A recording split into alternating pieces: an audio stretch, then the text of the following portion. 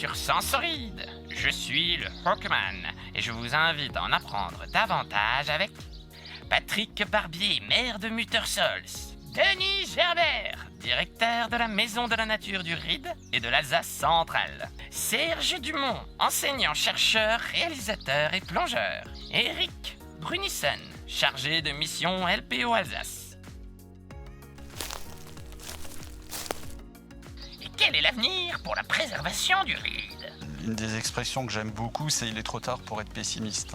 C'est vrai que j'ai des raisons d'être optimiste parce que je vois quand même les consciences bouger, notamment à Muttersols. C'est ça probablement lié au travail qui est fait par la Maison de la Nature depuis 2 générations. Et quels sont les projets dans les tuyaux ? Muttersols 2050, c'est un projet de la Maison de la Nature pour proposer de travailler sur l'avenir du village, l'avenir du bien-être dans le village de façon participative et citoyenne. Le citoyen, il a une place centrale. C'est de lui que émaneront les changements. Et puis les gens sont des électeurs et sont des consommateurs.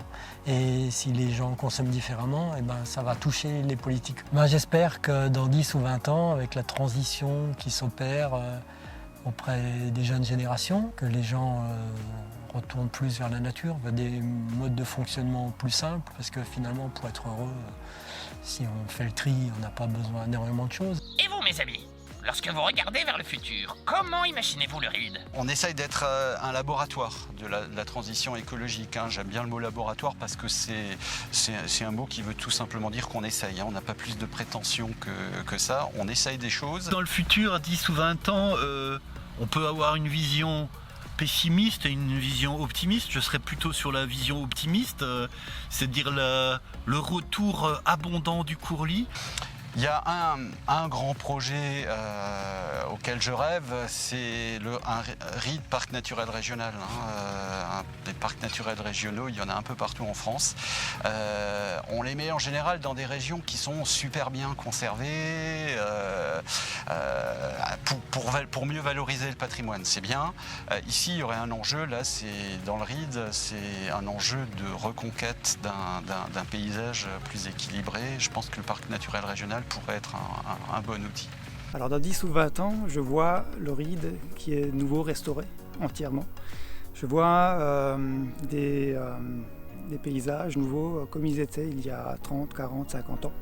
Je vois à nouveau les espèces animales qui existaient dans les années 50, qu'on peut encore voir dans certains parcs nationaux dans l'est de l'Europe. Je suis sûr qu'on va restaurer les rides prochainement et qu'on va faire revenir tout le cortège d'oiseaux et des espèces de fleurs sauvages qui existaient autrefois, mais dans une approche globale où tout le monde gagnera à restaurer ces rides économiquement, socialement et sur le point de vue naturaliste.